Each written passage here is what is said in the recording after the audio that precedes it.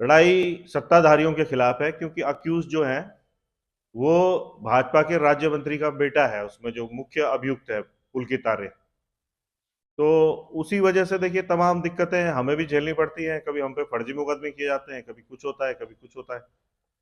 लेकिन उसके बावजूद सबसे बड़ी सफलता यह है कि जो तीनों मुख्य अभियुक्त हैं, पुलकित आर्य, सौरभ भास्कर और अंकित गुप्ता, इन्होंने पूरे प्रयास किए, पूरे दमखम लगाए, लेकिन 2 साल से ये जेल के अंदर है, इनको बेल नहीं मिल पाई। इसलिए सबसे पहले तो आप सब पत्रकार साथियों का धन्यवाद करना चाहते हैं कि लगातार जो आपने हमें सहयोग किया, उसका संज्ञान कहीं ना कहीं कोर्ट ने भी लिया और हाई कोर्ट ने भी इन्हें बेल नहीं दी। तो मुझे लगता है कि जो मीडिया में चीजें आती है या पब्लिक डोमेन में जो चीजें आती हैं, उसका कोर्ट भी संज्ञान लेता है, और इसी वजह से हम ये प्रेस ऑर्गेनाइज कर रहे हैं।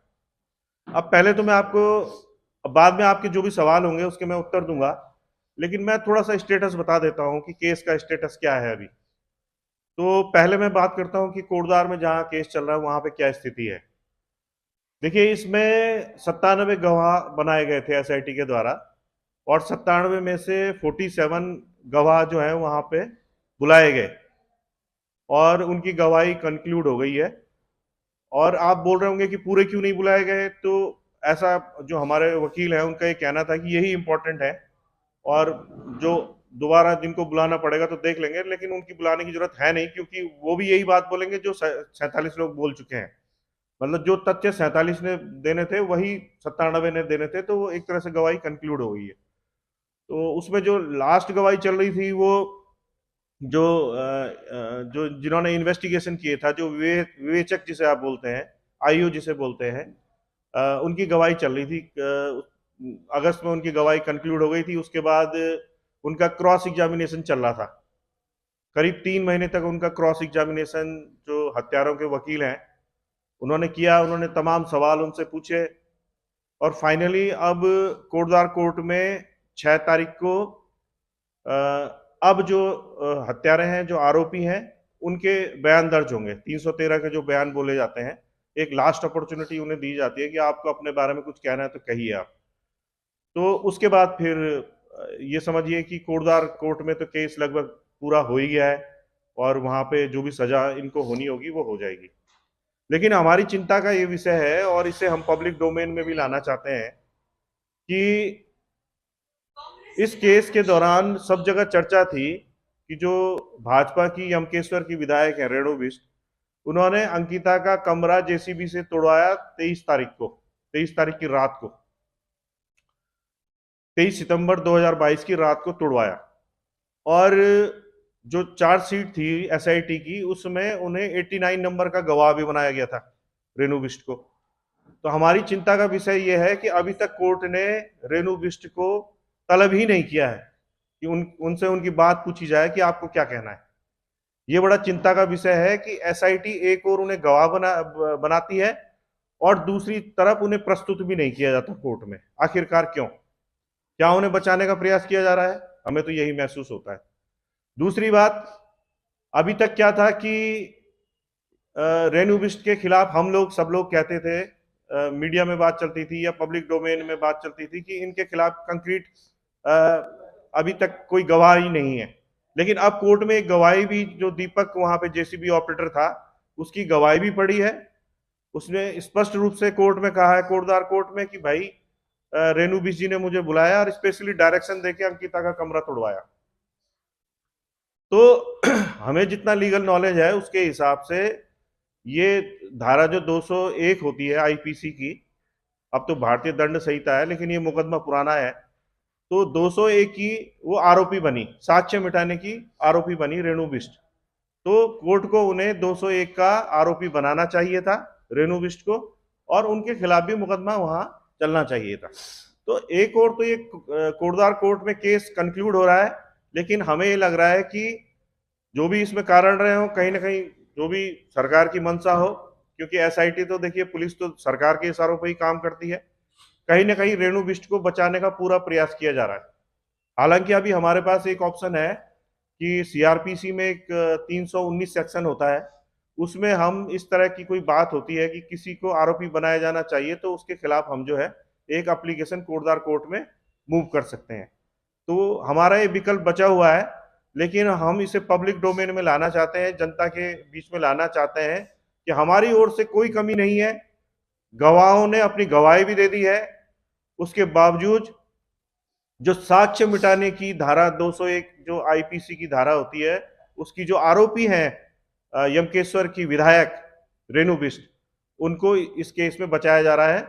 और ये भी कई बार कहा जाता है कि वो साक्ष्य मिटाने के आरोपी नहीं है, क्योंकि क्राइम सीन नदी किनारे था। अंकिता को नदी चीला बैराज के किनारे वहां पे उसके साथ उसको धक्का दिया गया, तो क्राइम सीन नहीं हुआ। तो आप ये बताइए कि जो रिजॉर्ट था, आपने अगर बयान देखे होंगे या इस बारे में आपको थोड़ा नॉलेज होगा, तो तमाम बयान कोर्ट में पड़े कि वहां उसको किस तरह से रिजॉर्ट के अंदर परेशान किया जा रहा था। तो क्राइम सीन कैसे नहीं हुआ?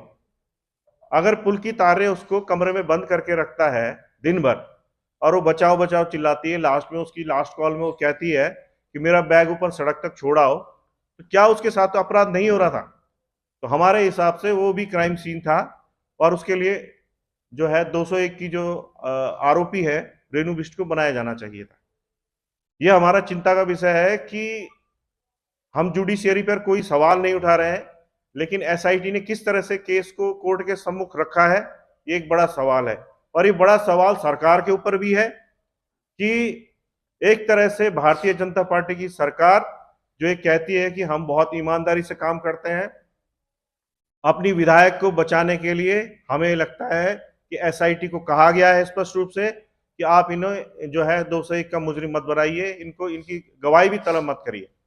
एक तो हम आपके नॉलेज में ये बात लाना चाह रहे थे, क्योंकि आप भी लीगल नॉलेज रखते हैं, आप भी अपने पत्रकार साथियों के बीच ये चर्चा जरूर होनी चाहिए कि रेणु बिष्ट 201 की मुजरिम क्यों नहीं हुई, किस प्रकार से नहीं हुई, और कोर्ट ने उन्हें तलब क्यों नहीं किया। एक बात ये थी। दूसरा यह है कि जैसा आपको पता है कि सुप्रीम कोर्ट में भी केस चल रहा है। जो सुप्रीम कोर्ट में केस चल रहा है वो स्पेशली वीआईपी के पॉइंट से हम गए थे। हम पहले हाई कोर्ट गए थे कि जो एसआईटी है उसने वीआईपी की दिशा में कोई इन्वेस्टिगेशन नहीं किया।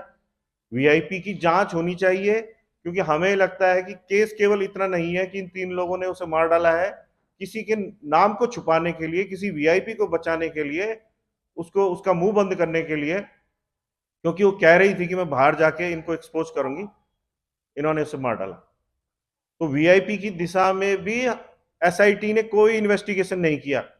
हालांकि पुष्पदीप और अंकिता की तो पूरी चैट निकाल दी गई, लेकिन जो आरोपी हैं, पुलकित आर्य है, सौरभ भास्कर है, अंकित गुप्ता है, इन लोगों की किन से बात हो रही थी? इन लोगों की क्या व्हाट्सएप चैट में क्या डिस्कस हो रहा था? किन लोगों से डिस्कस हो रहा था? क्या इनकी लोकेशन थी? जब 18 सितंबर को अंकिता की हत्या हुई, उस दिन ये लोग किन लोगों से बात कर रहे थे? हत्या से तुरंत पहले और तुरंत बाद किससे बात हो रही थी? और इसी दिशा में जो यमकेश्वर क्षेत्र है, वहां से हमें एक इनपुट आया, माँ बाप को किसी ने फोन करके बताया, किसी ने पर्सनली जाके बताया कि जो भारतीय जनता पार्टी के संगठन मंत्री है अजय कुमार, आरएसएस से भी जो संबंधित हैं, वो वीआईपी हैं, वो लगातार वहां पे आते थे और उनकी प्रबल संभावना है। तो जब ये नाम का खुलासा माँ बाप ने किया, तो उसके बाद आपको पता है कि मुझे फर्जी केस लगा के मुझे जेल भेज दिया गया। कहीं ना कहीं मेरे पे प्रेशर करने की कोशिश की गई कि मैं चुप हो जाऊं, लेकिन ऐसा नहीं होगा। हम इस लड़ाई को जिंदा रखेंगे। और मैं आपको ये बताना चाहता हूं कि माननीय सुप्रीम कोर्ट में परिजनों ने, माँ बाप ने हलफनामा देके वहां पे स्पष्ट रूप से अजय कुमार का नाम वहां पे दिया है, और सिर्फ इतनी डिमांड की है कि अजय कुमार या कोई अन्य वीआईपी की पुष्टि केवल इतनी सी बात से हो जाएगी कि जो आरोपी हैं उनकी कॉल रिकॉर्ड खंगाल ली जाए, उनकी व्हाट्सएप चैट खंगाल ली जाए, उनकी लोकेशन खंगाल ली जाए कि हत्या से पहले और हत्या से बाद वो किन लोगों के संपर्क में थी। इतनी छोटी सी डिमांड हमारी सुप्रीम कोर्ट से है। उम्मीद है वो डिमांड हमारी पूरी होगी, हमें जुडिशरी पे पूरा विश्वास है। तो इन 2 बिंदुओं को लेकर हम इस प्रेस को आज ऑर्गेनाइज करना चाह रहे थे, और हम सरकार पे भी सवाल उठाते हैं कि जब आपकी विधायक के ऊपर स्पष्ट रूप से कोर्ट में गवाही आ गई है, सरकार कुछ नहीं कहती है, सरकार के मुख्यमंत्री कुछ नहीं कहते हैं, सरकार का कोई मंत्री, कोई प्रवक्ता कोई बयान नहीं देता है, तो आप लोग भी इनके प्रवक्ता या इनके मुख्यमंत्री से सवाल पूछे कि कैसे जो आपकी विधायक रेणु बिष्ट है यमकेश्वर की, वो 201 की मुजरिम नहीं हुई, जबकि स्पष्ट रूप से जो जेसीबी ऑपरेटर है इस बारे में कोर्ट में गवाही दे चुका है। दूसरी बात, अगर किसी व्यक्ति पर कोई आरोप लगाया जाता है तो वो इनकार कर सकता है, ये उसके पास विकल्प होता है। और मौन को भी हमें मानते हैं कि अगर कोई व्यक्ति मौन हो जा रहा है तो एक तरह से उसने अपराध को स्वीकार कर लिया है। अगर अजय कुमार इनकार नहीं करते हैं कि मैं वीआईपी नहीं हूं, आरएसएस प्रेस में आके अपना बयान जारी नहीं करती है, राष्ट्रीय स्वयंसेवक संघ अजय कुमार के बारे में स्पष्ट नहीं करती है कि वो वीआईपी नहीं है, और नहीं है तो क्यों नहीं है, क्या उनकी कॉल रिकॉर्ड और लोकेशन की जांच नहीं होनी चाहिए? या भारतीय जनता पार्टी की केंद्र सरकार हो या राज्य सरकार हो, उस पर इतना बड़ा आरोप लगाने के बाद अगर वो मौन हो जाती है तो हमारा सीधा सा आरोप है कि उन्होंने अपने को वीआईपी स्वीकार कर लिया है। तो ये सवाल सरकार से पूछे जाने चाहिए, और पब्लिक डोमेन में चाहे हाई कोर्ट चाहे सुप्रीम कोर्ट का फैसला कुछ भी आए, लोअर कोर्ट का फैसला कुछ भी आए, ये लड़ाई जारी रहेगी। हम इस लड़ाई को खत्म नहीं होने देंगे, क्योंकि केवल ये अंकिता का सवाल नहीं है, ये तमाम उन बेटियों का सवाल है जो पढ़ लिख रही है, और हर भाई हर बाप उम्मीद करता है कि मेरी बेटी या मेरी बहन कहीं भी जॉब के लिए जाए तो सुरक्षित रहे। इतनी सी बात है। आप सब लोगों की बहनें हैं, आप किसी न किसी के भाई हैं, आपकी भी बेटियां हैं जिन लोगों की शादी हो गई है। तो अगर हम इस लड़ाई को जीतते हैं तो कहीं ना कहीं हम अपनी बेटियों को, अपनी बहनों को सुरक्षित करते हैं। यह हमें कहना था। इसके अलावा अगर आप कोई सवाल पूछना चाहे, अंकिता की माँ देखिए बहुत ज्यादा तो बोल नहीं पाएंगी, वो दुखी हैं बहुत ज्यादा, लेकिन फिर भी अगर आपका कोई सवाल हो तो मैं तो सारे सवालों के जवाब दे सकता हूं, और जहां तक कोशिश होगी उनके फादर जरूर आपके सवाल के उत्तर दे पाएंगे, और थोड़ा बहुत अगर बोल पाएंगी तो वैसे मुझे लगता नहीं है। तो ये हमारे प्रेस का मकसद था।